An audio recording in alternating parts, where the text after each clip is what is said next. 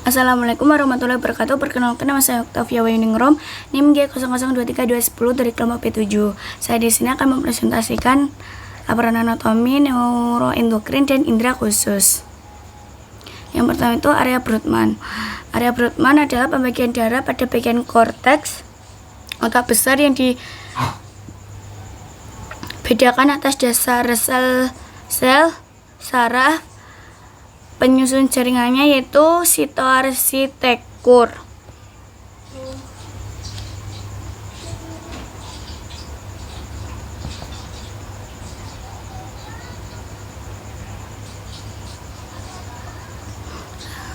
Area Brodmann 1, 2, dan 3 itu korteks somatosensory primer, yaitu untuk memperoleh sensorik tubuh. Reseptor di seluruh tubuh menangkap sensi ini bertanggung jawab untuk mendeteksi sentuhan nyeri, suhu, dan lokalisasi sentuhan. Area Brodmann keempat, korteks atau motorik primer. Setiap area korteks motorik berhubungan secara tepat dengan bagian tubuh tertentu di sisi kontralateral tubuh. Area Brodmann ke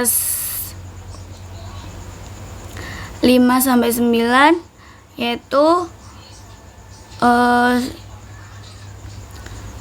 terletak di lobus frontal dan penting untuk fungsinya kognitif lebih tinggi seperti memori kerja, perencanaan, penilaian abstrak, perencanaan motor, dan organisasi.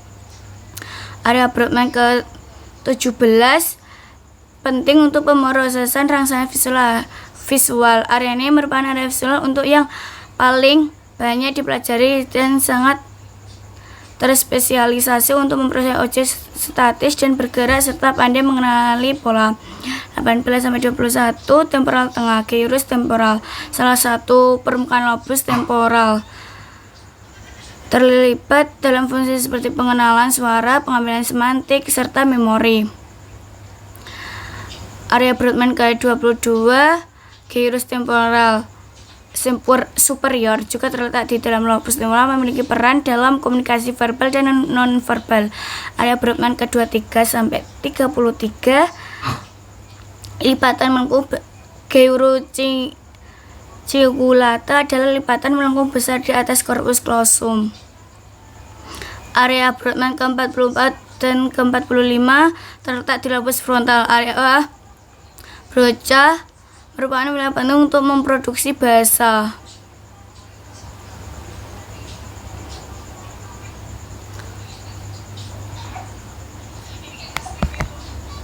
Selanjutnya traktus.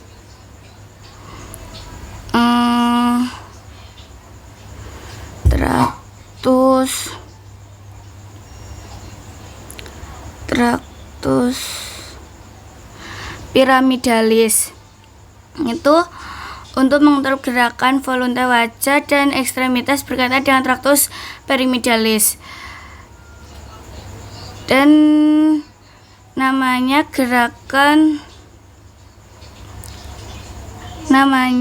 adalah proses dengan traktus piramidalis selesi.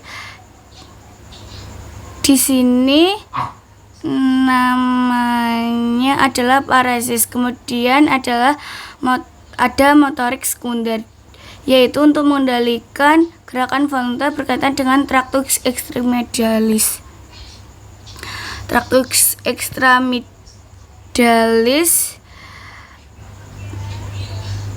adalah abraksi, misalnya otot manus kontraksi untuk menggenggam gelas, atau motorik primer gelasnya ini dia itu tidak jatuh. Bila kontraksi otot manus dapat dipertahankan, atau motorik sekunder. Kemudian sensori primer ini mengenai sumber kualitas dan kuantitas dari suruh nyeri dan rabat tekanan. Kemudian ada gustostorik ini untuk mengenali rasa melalui indera pengucapan. Kemudian ada bicara motorik ini untuk mengontrol aspek bicara motorik. Kemudian ada bicara sensorik ini untuk pengenalan pemahaman dan interpretasi bahasa baik lisan maupun tulisan. Kemudian anatomi encephalon. Neural tubuh akan membentuk 3 gelembung berdilatasi antara lain prosencephalon atau vesikel otak depan, mesencephalon vesikel otak tengah, rhombencephalon vesikel otak belakang. Setelah berdilatasi, 3 segmen otak tersebut akan berdiferensiasi membentuk beberapa bagian lagi yang dirangkum dalam gambar berikut. Ada cerebrum terdiri dari cerebral, hemispherics, cortex, water, mater, basal nuclei, dan aduneural canal regionnya lateral ventricles, dan encephalon, thalamus, hipotalamus, epitalamus, retina.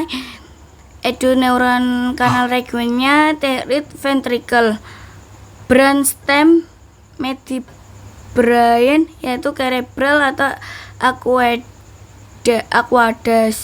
brain system pons atau brain system pons, cerebral, brainstem, medulla oblongata. Aduneural canal regionnya itu ventricle, dan spinal cord regionnya itu central canal.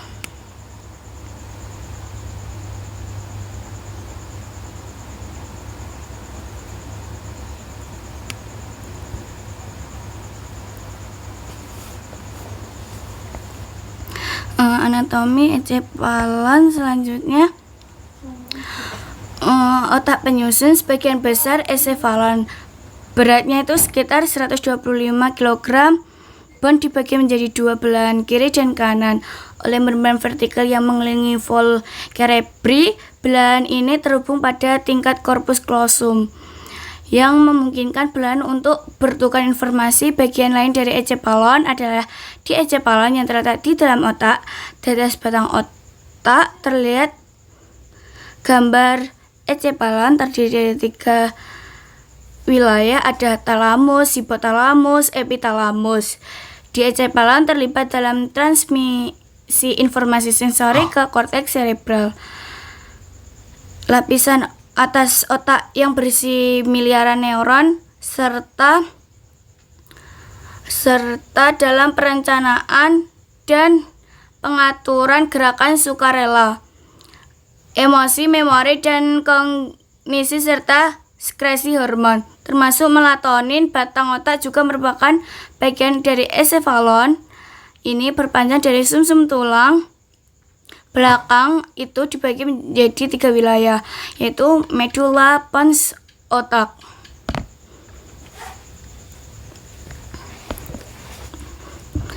Anatomi medulla spinalis.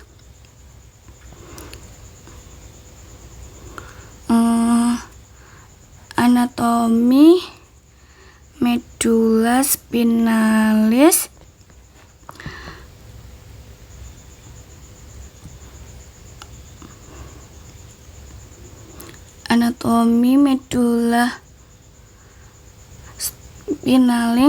spinalis anatomi medulla spinalis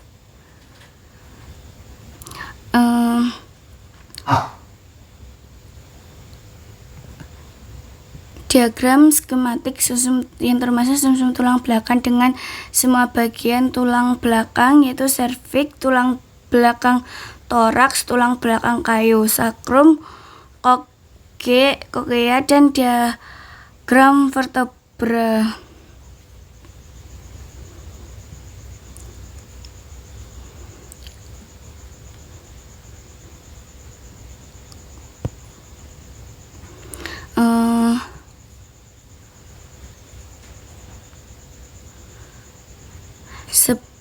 Spinal cord atau juga saraf spinal adalah saraf yang berbentuk dari kumpulan saraf sensorik dan motorik, sehingga saraf tulang belakang bertanggung jawab terhadap fungsi sensorik dan motorik tubuh. Dalam fungsi sensorik saraf Ini akan menerima sinyal sensorik dari kulit ke organ dalam dan tulang. Circulus arteriosus Willisi. Lingkaran Willisi terletak di ruang subarachnoid di dasar otak, letaknya dekat dengan chiasma opticum, berbentuk pentagonal dan dibentuk oleh pembuluh-pembuluh berikut. Yang pertama ada arteri komunikasi atau arteri komunikasi anterior, pembuluh darah pendek yang menghubungkan dua arteri cerebral anterior. Ada arteri cerebral anterior, cabang dari arteri carotis internal. Arteri carotis internal berlanjut setelah berkonstruksi pada lingkungan Willis sebagai arteri cerebral tengah. Arteri komunikasi posterior menghubungkan arteri carotis internal dan arteri cerebral posterior. Arteri cerebral posterior, cabang terminal dari arteri basilar yang dibentuk oleh penyatuan arteri vertebralis. Nervus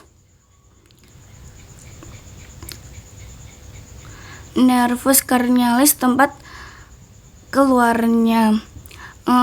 Nomor nervus cranialis itu diurutkan berdasarkan urutan keluarnya. 1, 2 encephalon, 3 sampai 12 truncus cerebri, dan mesencephalon, dan 2 nervus, dan pons 4 nervus, dan medulla oblongata 4 nervus, mnemonic itu 4 sampai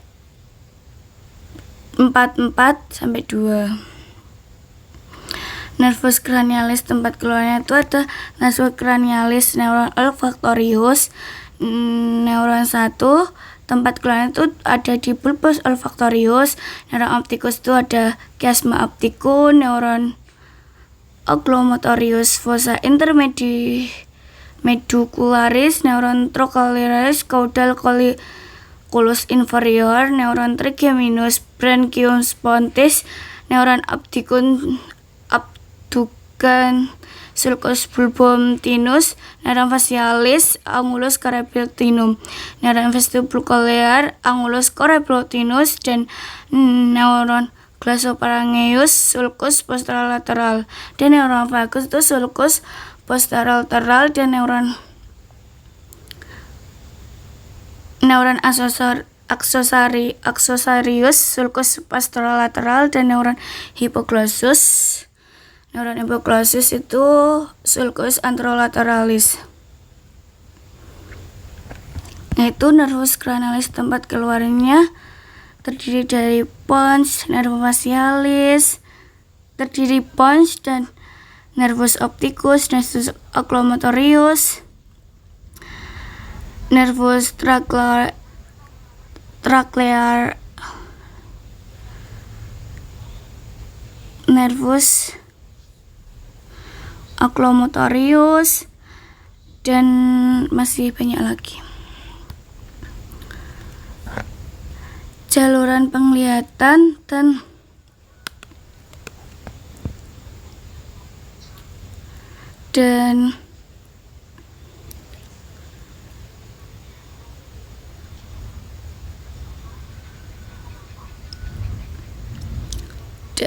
refrakta sampai otak.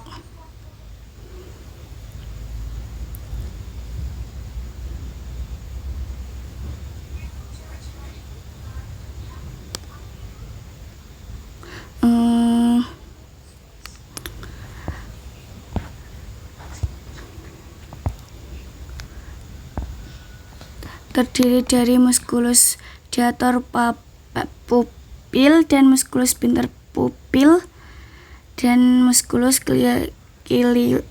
ciliaris. Saluran penglihatan dari media refrakta sampai otak. Yang pertama itu ada kornea, disebut juga selaput bening mata jika mengalami keburaman akan sangat mengganggu penglihatan dan bisa diganti dengan jaringan kornea dari donor mata. Yang kedua itu sklera, lapisan berwarna putih di bawah konjungtiva, serta merupakan bagian dengan konsistensi yang relatif lebih keras membentuk bola mata. Dan masih banyak lagi. Jaluran penglihatan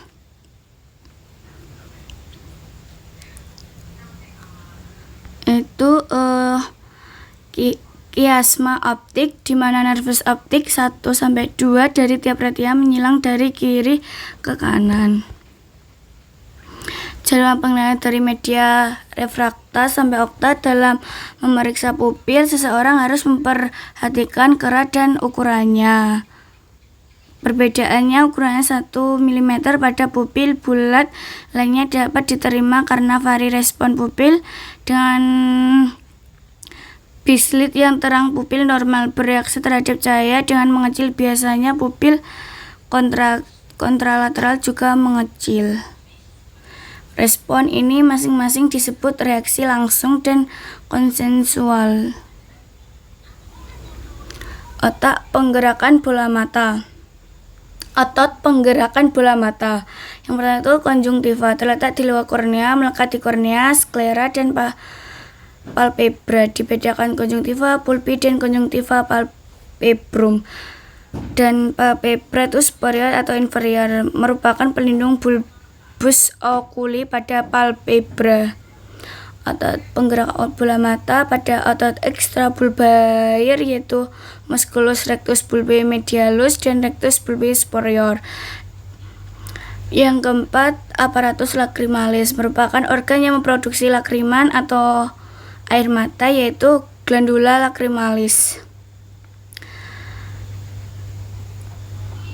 Perbedaan sarasimpatis dengan parasimpatis, yaitu perbedaannya yaitu distribusi. Simpatisnya itu torakolumbal dan parasimpatisnya segmen. Lokasi pada preganglionik. Simpatisnya cornu lateralis dan nucleus. Parasimpatisnya nucleosaraf karnial. Dan panjangnya akson. Pada simpatis itu neuron preganglionik memiliki akson pendek dan neuron postaganglionik akson panjang. Dan parasimpatisnya itu neuron preganglionik memiliki akson panjang dan postaganglionik akson pendek. Neuron transmitter simpatisnya itu neuron preganglionik melepaskan acetylcholine, sedangkan neuron postaganglionik melepaskan neuropinefrin. Parasimpatisnya preganglionik dan postaganglionik melepaskan ACH. Efek fisiologisnya flag or simpatisnya itu flat or flick, dan parasimpatisnya rest and digest, red and take up. Model syaraf korneal itu nervus korneal, olfaktorius, optikus. Olfaktorius modalitas SFA, optikus itu SSA, oculomotorius GCA, oculomotorius GCA, GVA, tracolaris GCA, trigeminus SVE GCA, abdugen GCA, dan facialis GVA,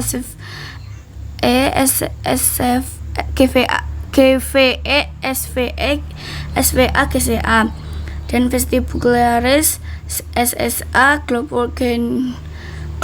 glosopharyngeus GVA, SVE, GVA, SVA, GCA, vagus GVA, SVE, GVA, SVA, GCA, accessorius SVE, hipoglossus GCE. Sekian dari saya, kalau banyak salahnya mohon dimaafkan. Sekian dari saya, wassalamualaikum warahmatullahi wabarakatuh.